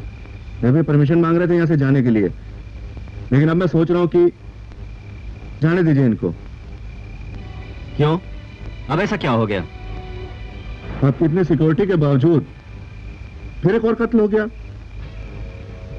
अब मैं सोचता हूँ कि यहाँ पे शायद किसी की भी जान सुरक्षित नहीं है। सर, हवलदारों का कहना है कि कोई भी बाहरी आदमी गेट से अंदर नहीं आया। इसका मतलब खूनी अंदर ही था। मैं आप लोगों में से किसी को भी यहां से जाने की इजाजत नहीं दे सकता। और हां, मैं आपको विश्वास दिलाता हूं कि अब यहां कोई खून नहीं होगा। खूनी 24 घंटे के अंदर हमारे कब्जे। कुछ नहीं कर पाओगे तुम। क्या बक रहे हो? तुम्हारी प्रॉब्लम क्या है? मेरी प्रॉब्लम तुम हो मिस्टर कुमार। तुमने डेजी की मौत के बाद हमें यहां पर रहने के लिए मजबूर किया। खूनी को तो पकड़ ना सके, उल्टा मेरा दोस्त उसका शिकार हो गया। और मैं अजय की मौत का जिम्मेदार तुम्हें मानता हूं मिस्टर कुमार। तुम्हें नारायण, तुम्हारी फीलिंग्स को समझते हैं। जितना अफसोस तुम्हें अजय की मौत का है, उतना ही हम सबको भी है। अफसोस करने से अजय वापस नहीं आएगा सर। अजय की आत्मा को शांति तभी मिलेगी जब उसका कातिल पकड़ा जाएगा, और वो काम इसके बस में नहीं है सर, इसका बस में नहीं है। तमीज से बात करो। मेरे बस में क्या है ये मुझे अच्छी तरह से मालूम है। और मुझे मेरा काम सिखाने की कोशिश मत करो। खूनी को किस तरह से पकड़ना है ये तुम्हें बताने की जरूरत नहीं है मुझे। मैं इसलिए सब बता रहा हूं मिस्टर कुमार, क्योंकि मैं जानता हूं कि कातिल कौन है। मैं बताता हूं उसका नाम। अगर हिम्मत है तो जाओ और पकड़ लो उसे। दारू, तुम होश में नहीं हो? होश में तो ये नहीं है सर, ये इसी तरह से इन्वेस्टिगेशन करता रहेगा और वो खूनी एक के बाद एक सबको मारता रहेगा। ये कुछ नहीं कर पाएगा सर, ये कुछ नहीं कर पाएगा। आप मुझे एक मौका दीजिए सर, मैं कातिल को आपके सामने खड़ा कर दूंगा। दारू, तुम जाओ यहाँ से। मेरी बात सुनिए सर। मुझे कुछ नहीं सुनना। सर मेरी बात सुनिए सर। नहीं सुननी तुम्हारी बात। सर आप पछताएंगे, जाओ यहाँ से। पछताएंगे। डैम इट, ये तो पागल हो गया है। वैसे इसका शक किसके ऊपर है? अरे छोड़िए सर, गुस्से में है इस समय वो। नहीं खुराना साहब, मैं उसकी हालत समझ रहा हूं, पर परेशान वो ही नहीं, परेशान मैं भी हूं।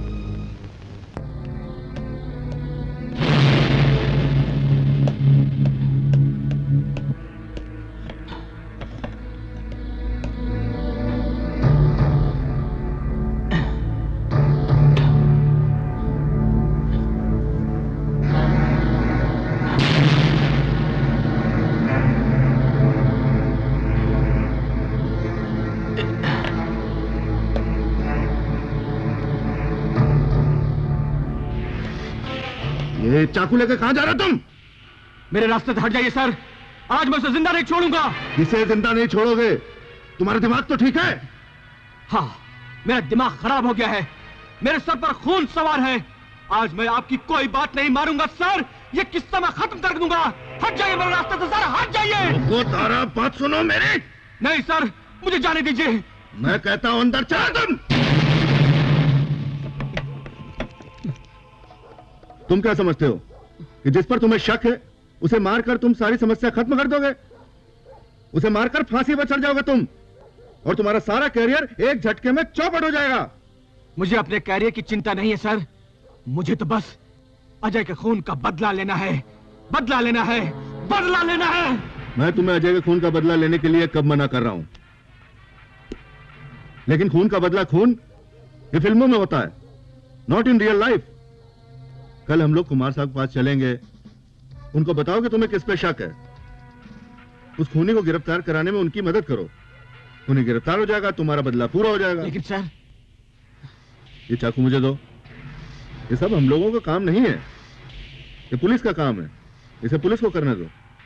कल सुबह हम लोग कुमार साहब के पास चल रहे हैं, ठीक है? Okay sir. Good boy.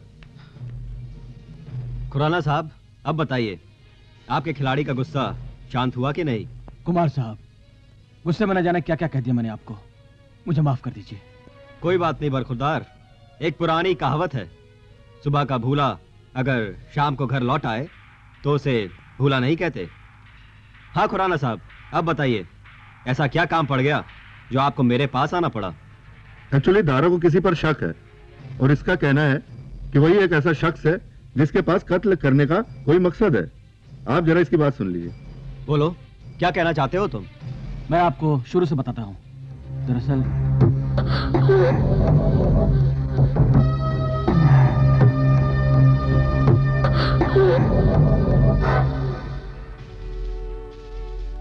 हो सकता है तुम जो कह रहे हो वो बिल्कुल सच हो, लेकिन बिना किसी ठोस सबूत के हम किसी पर हाथ भी तो नहीं डाल सकते। कैसे मिलेगा ठोस सबूत कुमार साहब? मेरा ख्याल है कि एक रास्ता है जिससे कि हम ठोस सबूत तक पहुंच सकते हैं और खूनी को बेनकाब भी कर सकते हैं। कैसे?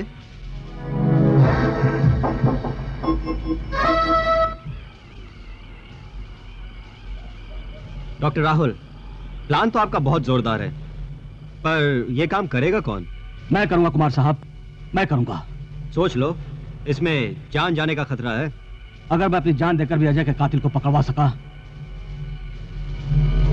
तो मुझे बहुत खुशी होगी। तो ध्यान से सुनो, तुम्हें करना क्या है?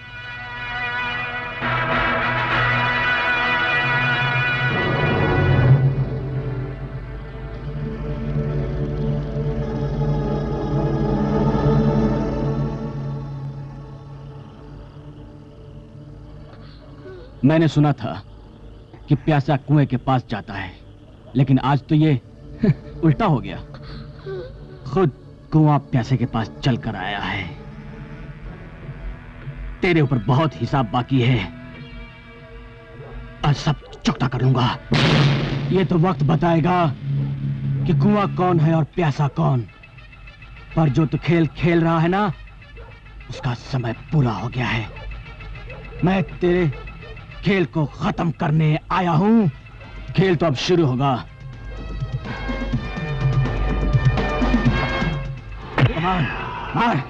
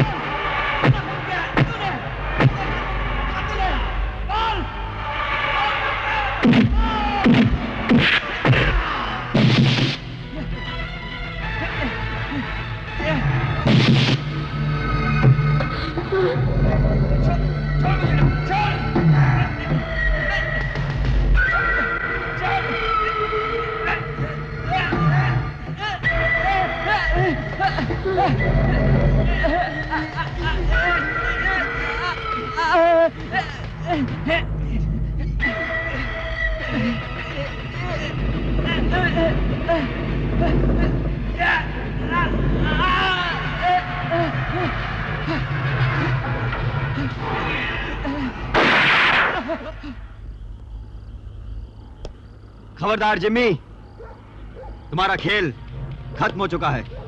You are under arrest. Khurana साहब, ये रहा आपका मुजरिम और ये रहा इसका हथियार। ठीक इसी तरह की रस्सी के निशान हर लाश के गले पर पाए गए। मैंने किसी का खून नहीं किया। ये कैसे कह रहे हैं आप कि ये खून मैंने किए हैं? क्या सबूत है आपके पास? कुमार आनंद ने बिना सबूत के आज तक किसी पे हाथ नहीं डाला। सर, मिल गया सबूत। सर, ये पैकेट इनके कमरे से मिला है।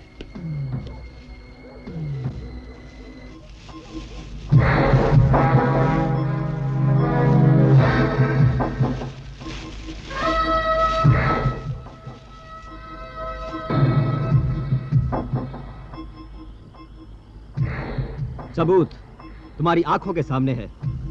ये कपड़े का टुकड़ा अजय की लाश की मुट्ठी में बंद था और ये अजय के हाथ में उस वक्त आया होगा जब अजय और तुम्हारे बीच हाथापाई हो रही थी। और ये नकाब तुम्हारे कमरे से मिला है। अब भी तुम्हें कुछ कहना है?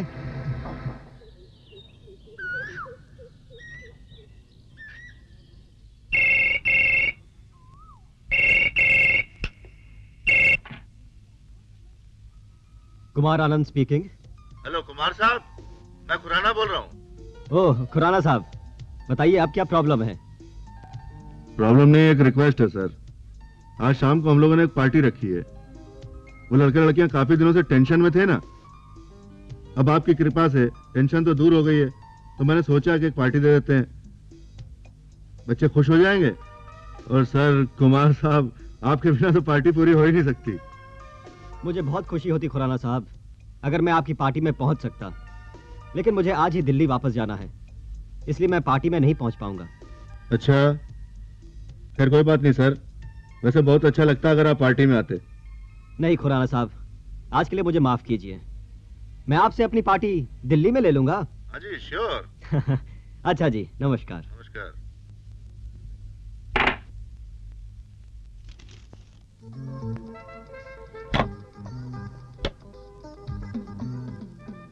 अरे धर्मपाल जी।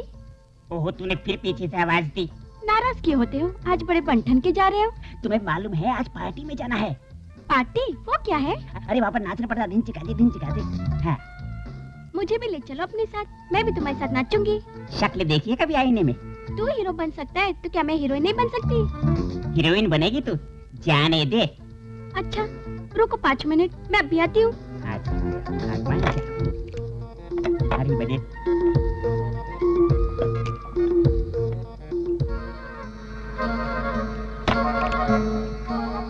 सुनिए, किससे मिलना है? आपसे धर्मपाल जी। अरे पारो, मैं कैसी लग रही हूँ? सच कहूँ बिल्कुल श्री देवी लग रही हो। अब तो ले चलोगे पार्टी में? बिल्कुल ले चलूंगा। आओ चले। इन लोगों को टाइम की वैल्यू नहीं मालूम है। सर बाकी तो सब तैयार हो गए हैं, पर लड़कियों को तो आप जानते ही हैं, पता नहीं कितना समय लगाती है सजने में। ये लड़कियां कभी नहीं सुधरेंगी। दारू देखो जरा कौन है। जी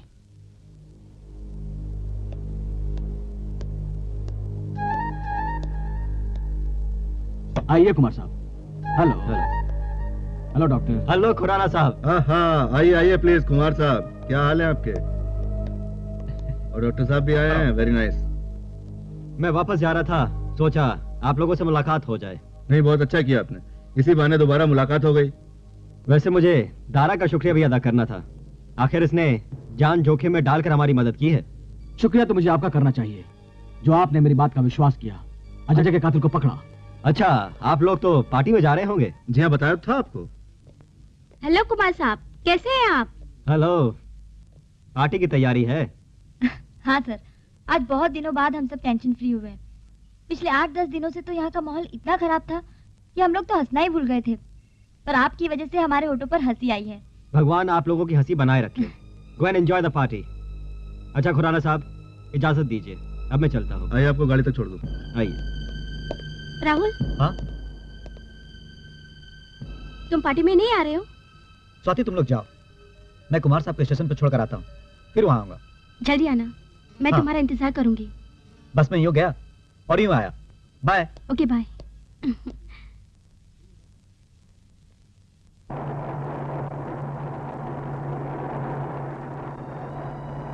डॉक्टर साहब, बहुत देर कर दी आपने आने में। कुमार साहब वो स्वाति से बात कर रहे थे।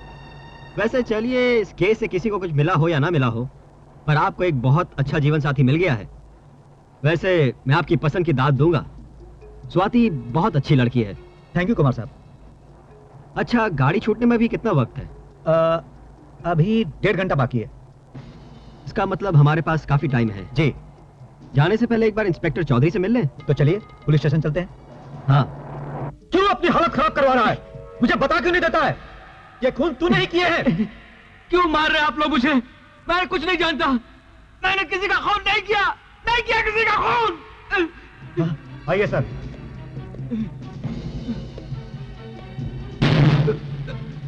हर खूनी खून करने के बाद यही कहता है उसने खून नहीं किया। तू कोई नई बात नहीं कह रहा है। मैं तुमसे फिर कह रहा हूं इंस्पेक्टर, तुम बहुत बड़ी गलती कर रहे हो। तू मुझे समझाएगा गलत क्या है और सही क्या है? देख, मैं तुझे एक सलाह दे रहा हूँ, बिल्कुल मुफ्त। तू सच सच बता दे, वरना तू बहुत बड़ा रेसर है, बहुत तेज दौड़ता है। मैं तेरी वो हालत कर दूंगा कि जिंदगी भर दौड़ना तो दूर, चल भी नहीं पाएगा। साहब, एसपी साहब का फोन है।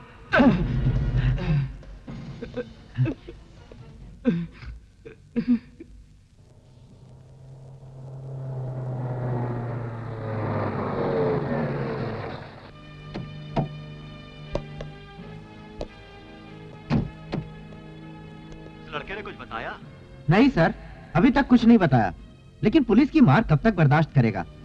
सुबह तक सब कुछ जरूर बताएगा। क्या मैं अंदर आ सकता हूँ? अरे कुमार साहब, आपको इजाजत लेने क्या जरूरत है? आइए प्लीज, आइए। Hello hello. हेलो डॉक्टर, बैठिए। कुमार साहब, मैंने सुना था आज आप वापस दिल्ली जा रहे हैं। आपसे मिले बिना मैं कैसे जा सकता हूँ इंस्पेक्टर चौधरी? मैं तो चाहता था आप थोड़ा और रुकते तो मैं आपको राजनगर की सैर करा देता। घूमना फिरना हम सीबीआई वालों की किस्मत में कहाँ है? जानते हैं, जब मैं वापस ऑफिस पहुंचूंगा तो इस केस को सॉल्व करने की बधाई तो बाद में मिलेगी, नई फाइल पहले थमा दी जाएगी।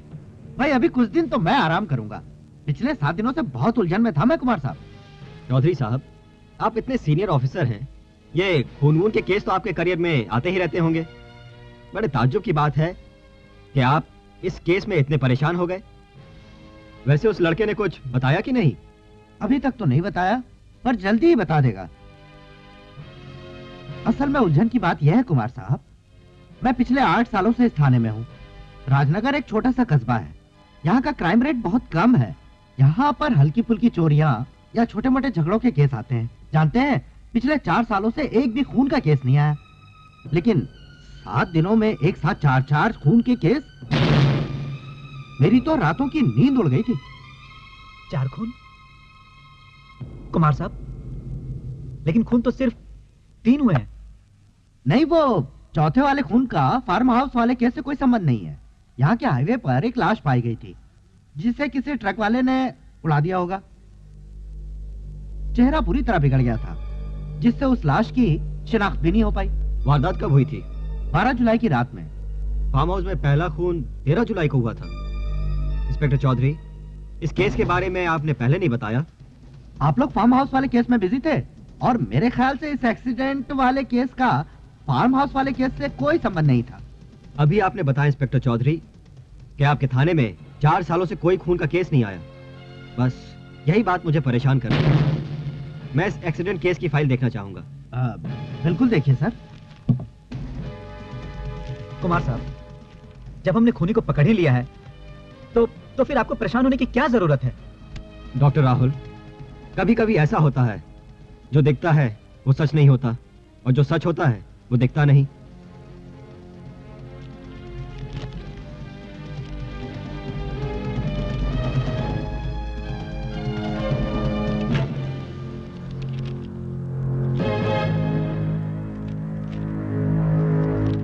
लाश के साथ जो सामान मिला है वो दिखाइए।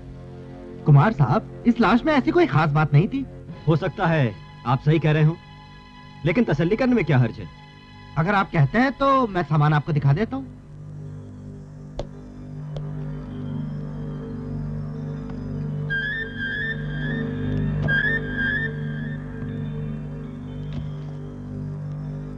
सर, लाश के साथ जो भी सामान मिला था सब इस पैकेट में है।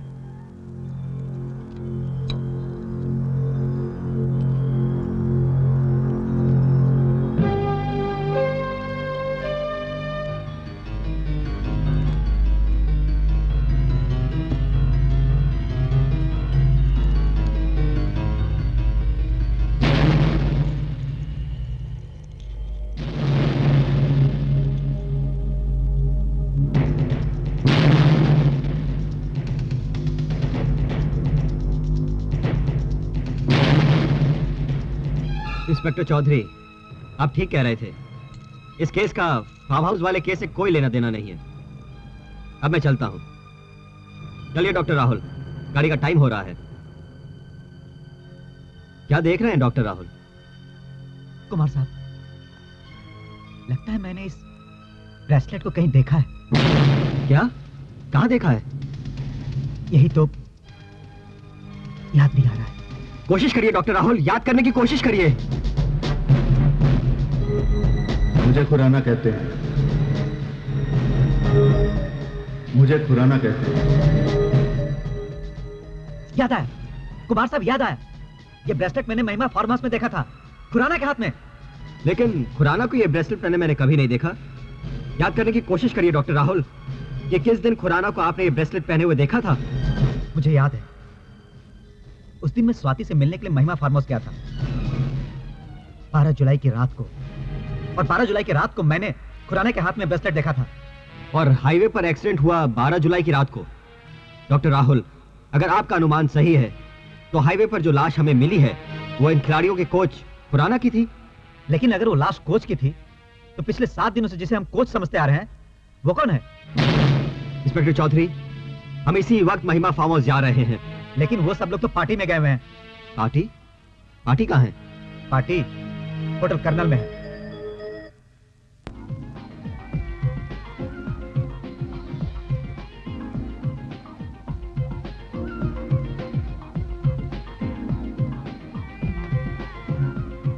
क्या सोच रहे हो? सोच रहा हूँ कि हम लोग यहाँ कुछ हासिल करने के लिए आए थे। हासिल तो कुछ नहीं कर सके। हाँ, खोकर जरूर जा रहे हैं। दारा, तारा, खुराना साहब कहाँ हैं? सर तो किसी काम से बाहर गए हैं, कह रहे थे आधे घंटे में आएंगे। लेकिन बात क्या है कुमार साहब? राहुल, तुम यहाँ क्या कर रहे हो? तुमने तो सर को फोन करके कहा था कि तुम स्वाति को लेने फार्म हाउस जाओगे। वो वहाँ तुम्हारा इंतजार कर रही होगी। मैंने फोन किया था। राहुल, स्वाति की जान खतरे में है, चलो यहाँ से।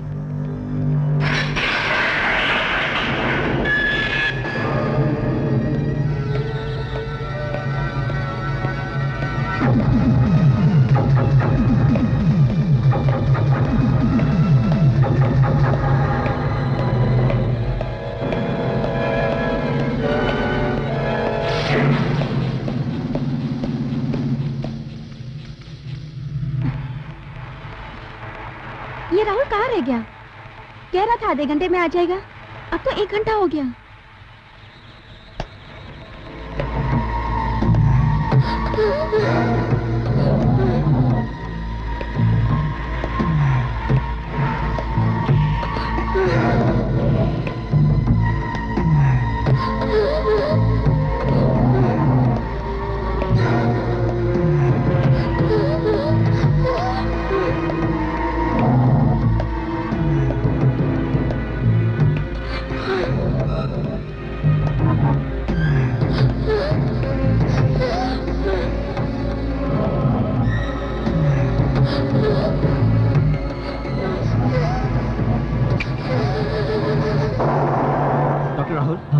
आप मुझे अपना मोबाइल दीजिए। मैं फार्म हाउस में फोन लगा लेता हूँ। ये लीजिए। हो सकता है हमारी स्वाति से बात हो जाए।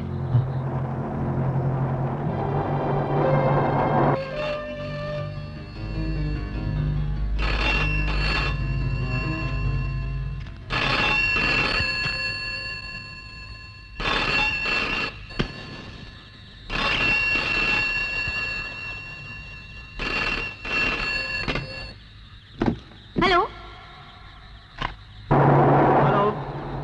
Hello hello hello hello hello hello hello hello hello hello देर हो गया लगता है। हेलो, क्या हुआ? लगता है किसी ने टेलीफोन लाइन काट दी। लगता है मेरा राहुल आ गया। चक्र के खेल निराले हुआ मकड़ी के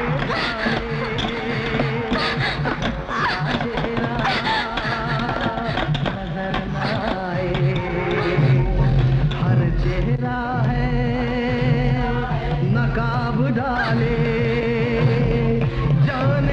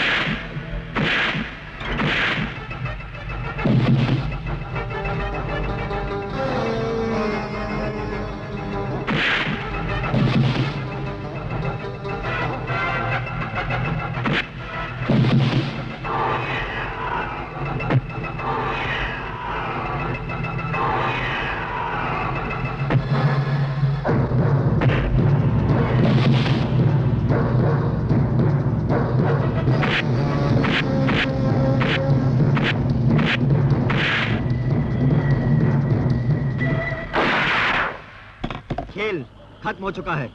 डॉक्टर राहुल, इसके चेहरे से नकाब हटाइए और सबको इसका असली चेहरा दिखाइए।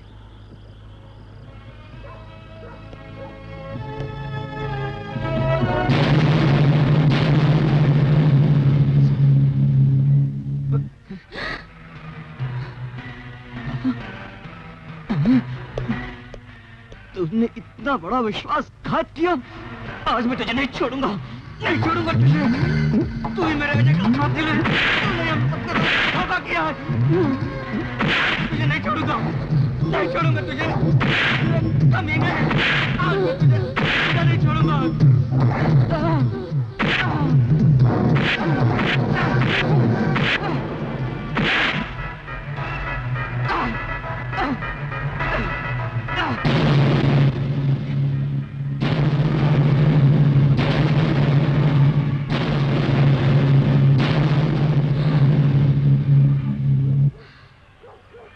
पापा,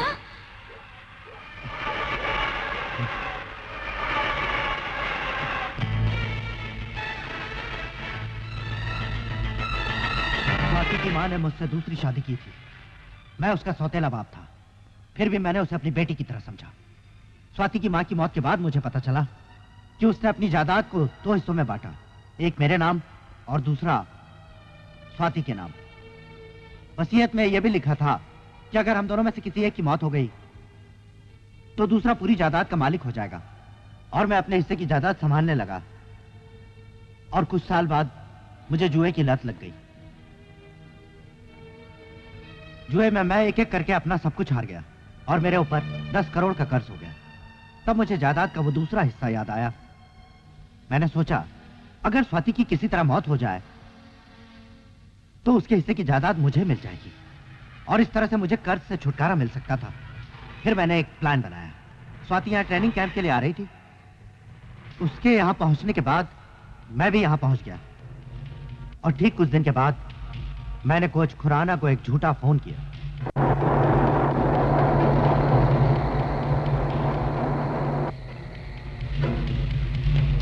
दीवान साहब, अरे दीवान साहब आप यहाँ क्यों, क्या हो गया? मिस्टर खुराना, मैं स्वाति से मिलने फार्म हाउस आ रहा था कि रास्ते में एक गाड़ी खराब हो गई। गाड़ी खराब हो गई? क्या हो गया इसमें? पता नहीं क्या हो गया।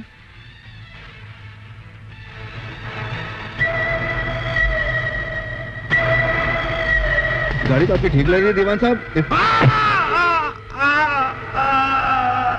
मैंने खुराना के चेहरे का मास्क पहले ही बनवा लिया था और फिर उसे लगाकर मैं महिमा फार्म हाउस पहुंच गया ताकि वहां बाकी सभी खिलाड़ियों के साथ रहकर तुम अपना काम आसानी से कर सको। लेकिन तुमने तो अभी बताया कि तुम स्वाति को मारकर उसकी जायदाद के मालिक बनना चाहते थे। फिर तुमने नीलम, डेजी और अजय को क्यों मारा? यह भी मेरे प्लान का एक हिस्सा था। फार्म हाउस पहुंचने के बाद पहले मैं स्वाति का खून कर देता तो सीधा शक मुझ पर जाता, क्योंकि स्वाति की मौत से सिर्फ मुझे फायदा था। इसलिए मैंने 2 खून और करने का प्लान किया। 2 खून करने के बाद जब मैं स्वाति का खून करता तो किसी का शक मुझ पर नहीं जाता। इसीलिए मैंने नीलम का सबसे पहले खून किया।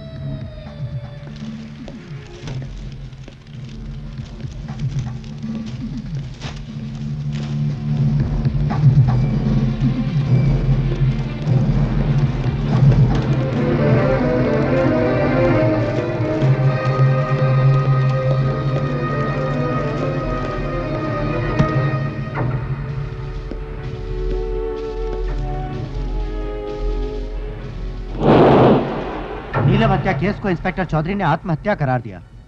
अगर ये आत्महत्या साबित हो जाती तो मेरा प्लान चौपट हो जाता। मैंने खेल मंत्री से शिकायत की और सीबीआई ने मिस्टर कुमार को इसकी जांच के लिए भेजा।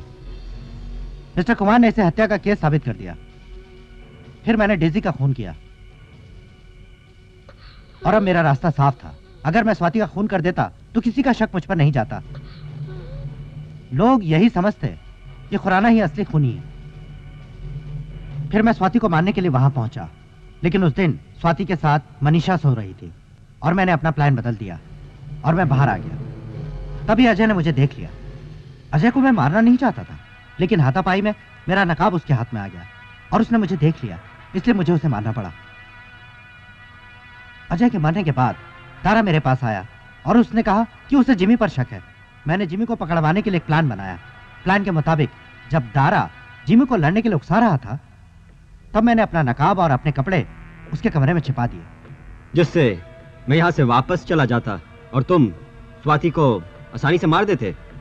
पापा, आपको पैसे के लिए ये सब करने की क्या जरूरत थी? आप मुझसे एक बार कहकर तो देखते, मैं अपनी सारी दौलत आपके नाम कर देती। आप पैसे के लिए इतना गिर सकते हैं, मैं कभी सपने में भी नहीं सोच सकती थी।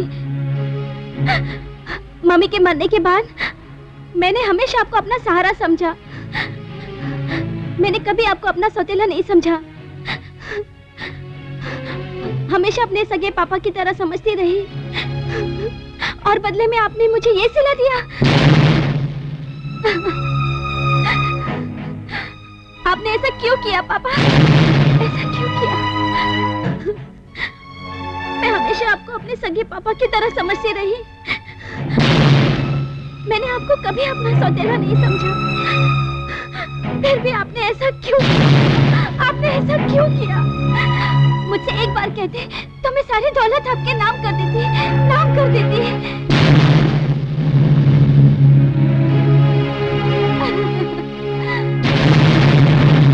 खबरदार, आगे मत बढ़ना मिस्टर कुमार। ये तुम बहुत गलत कर रहे हो। गलत तो अभी तक मैं कर रहा था। पैसे की हवस और कर्ज के बोझ ने मुझे अंधा कर दिया था और मैं एक पैसी दरिंदा बन गया था। मिस्टर कुमार, तुम्हारे कानून की हर सजा तो मैं भुगत सकता हूं, लेकिन मैं स्वाति की नफरत को बर्दाश्त नहीं कर सकता। मैं बर्दाश्त नहीं कर सकता। नहीं, नहीं पापा, आप ऐसा नहीं कर सकते। नहीं पापा, पापा। ये आपने क्या किया पापा? ये आपने क्या किया? मैंने ठीक किया। पापा। तुम्हारे पापा माफी मांगने के लायक नहीं है, लेकिन हो सके तो पापा अपने पापा को माफ कर देना बेटा।